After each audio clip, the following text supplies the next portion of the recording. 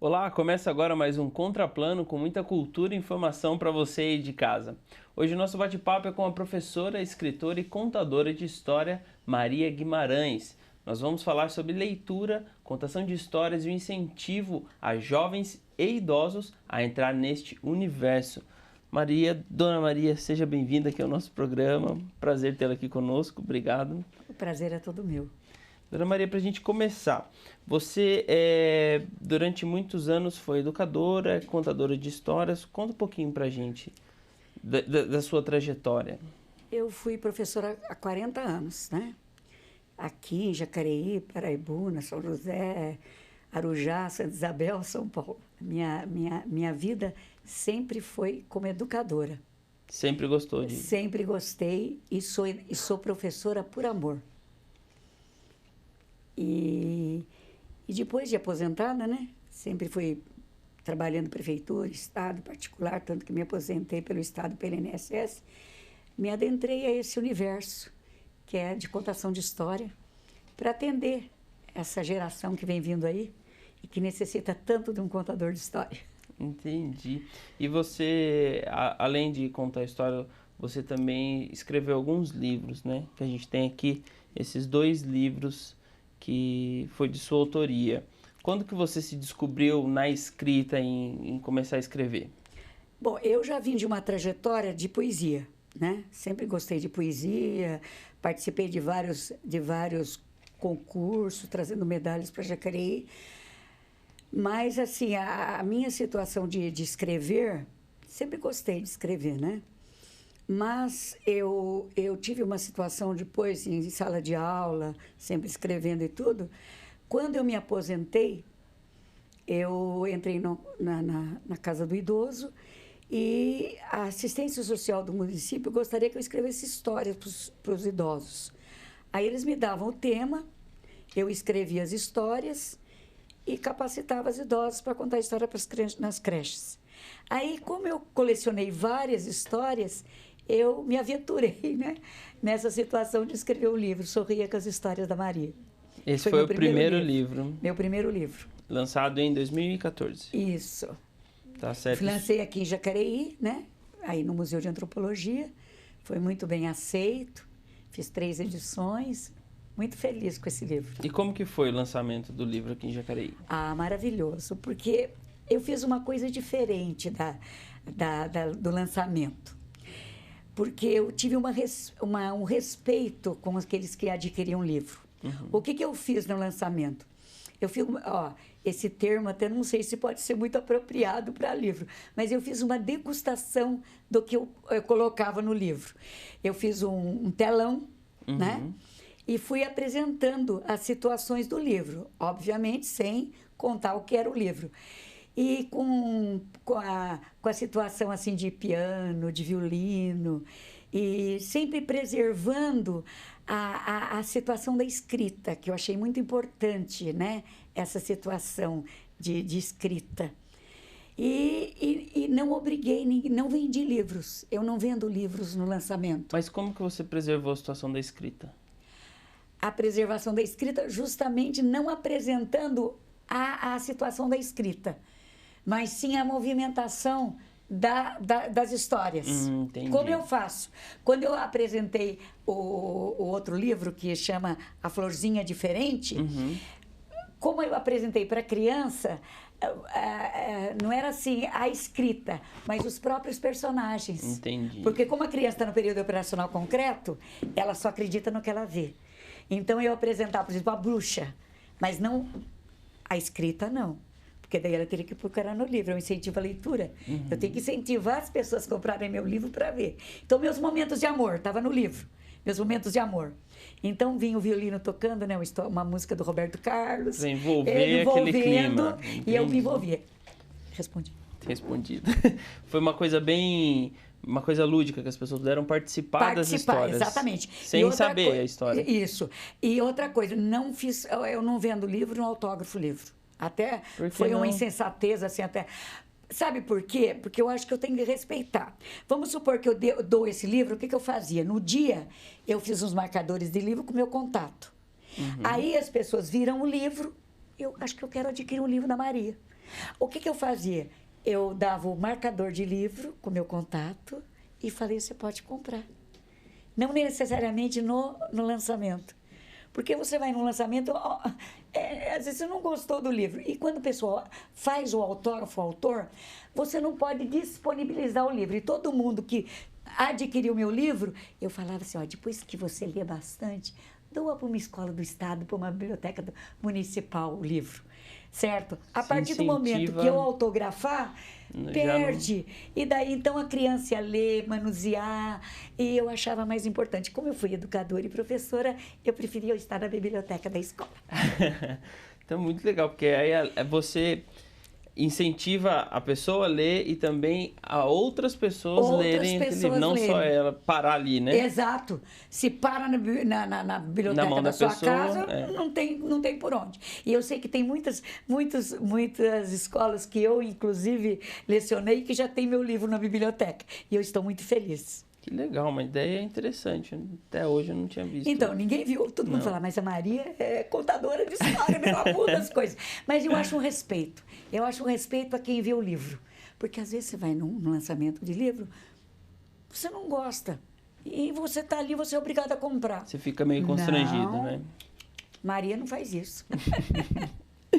Maria, então conta pra mim. Essas histórias que tem no seu livro, Sorria com as Histórias da Maria, são que tipo de histórias? Primeiro, eu posso ler a capa? Pode, fica à vontade. Será que eu consigo ler sem óculos? Então, o texto escrito no livro são resultados de uma vida abraçada na arte de interpretar poesias.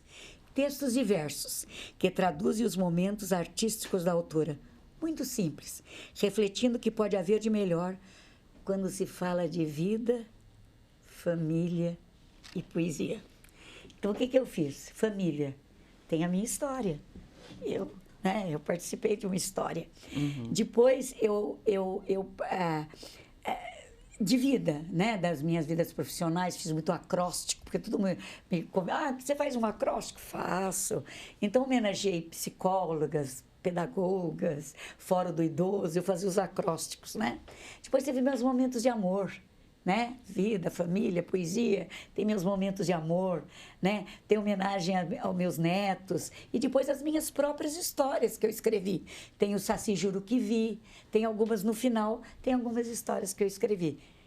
Inclusive, eu escrevi uma história sobre o Estatuto do Idoso, que eu apresentei na Câmara Municipal de São José dos Campos, no Dia do Idoso, entendeu? É uma muito com os do Sítio do Pica-Pau Amarelo. Eu fui a Emília. Que eu não vou assim. Eu sou Emília, eu sou um palhaço, eu sou uma Mônica do Maurício de Souza. Olha, você se fantasia. Me fantasio para contar. Eu sou um personagem. No momento que eu vou na contação, eu vou com uma personagem. Porque a Emília, pelo Monteiro Lobato, a voz do Monteiro Lobato era a voz da Emília. O que ele queria falar, ele falava através da Emília, né? Então, é muito importante para mim saber que eu também posso falar com o meu personagem. Já que você é a Emília. Com a Emília. Que legal! E a contação de história desse jeito fantasiado, você fez quando a primeira? A primeira eu fiz no Vicentino Aranha. E como que foi? Maravilhoso. Eu fiquei muito emocionada. Duas emoções que eu tive. Porque lotou, né? E os pais com as crianças ali me assistindo e vendo. Era algum festival que estava tendo? Não, eles fazem, eles contam assim no parque, eles chamam, porque tem muita criança no parque, né? Então eles fazem um momento de contação de história. E eu estava ali e tinha uns pais ali, às vezes eu faço na Sala Reginaldo Poeta, mas eu fiz ao ar livre, a primeira. Então, daí tinha uns pais com as crianças, então achei importante que depois as crianças queriam tirar fotografia comigo, porque eu estava de Emília, quero tirar fotografia com a Emília. E daí uma menina chegou perto de mim, achei até emocionante, falou, papai, você nunca contou essa história para mim? E o pai, com lágrima nos olhos, falou para a filha, filha, É que eu lembrei quando meus pais contavam história para mim. Então, uma coisa de geração a geração que mexe muito com a emoção. Ah, até fiz uma poesia agora, hein? Então, isso é importante. A situação que o pai lembrou da história que o pai contava e a filha cobrando o pai. E eu achei muito importante isso aí. E foi muito bonito. Duas emoções, uma nessa e uma no Francisca Júlia, que eu fiz uma contação de história E eu fiquei 6 meses fazendo teatro e contação de história para excepcionais. Cego, surdo, mudo, no Integre, São José dos Campos. Maravilhoso. Uma experiência muito... Maravilhoso. O que mais te marcou nessa experiência? Muito marcou, O que mais...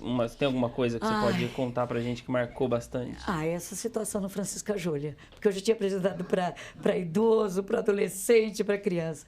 Mas apresentar no hospital dessa situação, eu me senti muito emocionada e o corpo clínico, o diretor clínico falou, parabéns, eles participaram, eu fiquei muito motivada e eles também. Que legal. Foi uma recompensa muito grande. Deve ter sido emocionante participar. Muito emocionante, mas muito, muito salutar. Às vezes, a situação de compromisso não vai nem tanto pelo financeiro, mas vai pela emoção e satisfação pessoal. Deve ter sido uma experiência muito... Muito gratificante. Muito rica mesmo, né? E única também. Porque depois disso, agora é a situação que vai aparecendo e a gente vai trabalhando, parece que vai aumentando. E são muitas surpresas que acontecem durante essas contações de história? Olha, eu vou contar uma. No começo que eu comecei com a contação de história, eu tive uma situação de censura. Por quê? Quando eu comecei a contar a história do Chapeuzinho Vermelho, houve uma situação assim, não pode deixar a criança na floresta, por causa do Estatuto da Criança e do Adolescente. Não pode deixar a vovozinha na floresta, por causa do Estatuto do Idoso. Não podemos matar o animal por causa da situação do animal, né? Da proteção aos animais. Não podemos usar arma de fogo. Então, eu fiquei meio assim... Você conseguiu contar a história ainda? Consegui. Aí, o que aconteceu? Então, daí eu conversando direcionada por psicólogos que dentro da Unesp, né, temos a nossa coordenadora, aí ela falou, não, Maria, tem que contar mesmo, assim, do jeito que é e tudo. E eu fui na Flip, conversando com alguns contadores de história, me disseram, não, a história, depois que é escrita, ela tem que ser falada do jeito que foi escrita. E eu fui no Vicentino Aranha, você falou qual a situação. Aí eu falei, pois é, então... o lobo, nós prendemos o lobo no armário. A menina falou, não prendeu. Cortou a barriga do lobo e a vovozinha saiu de dentro da barriga do lobo. Isso é interessante. Você foi corrigida no meio da história. Corrigida na minha contação. E uma vez também que eu fui no Paço Municipal falar na creche, eu estava falando, então, eu vou levar os doces para a vovozinha. A menininha olhou para mim e falou assim, e se a vovozinha for diabética? Então, como você falou, são situações surpresas que você tem que se preparar para essas eventualidades. Vai deixar a gente de calça curta no meio da apresentação. Mas tem que levar para frente. Com certeza. Dona Maria, a gente vai para um rápido intervalo. Você de casa, continue nos assistindo, não saia daí, o Contraplano volta já.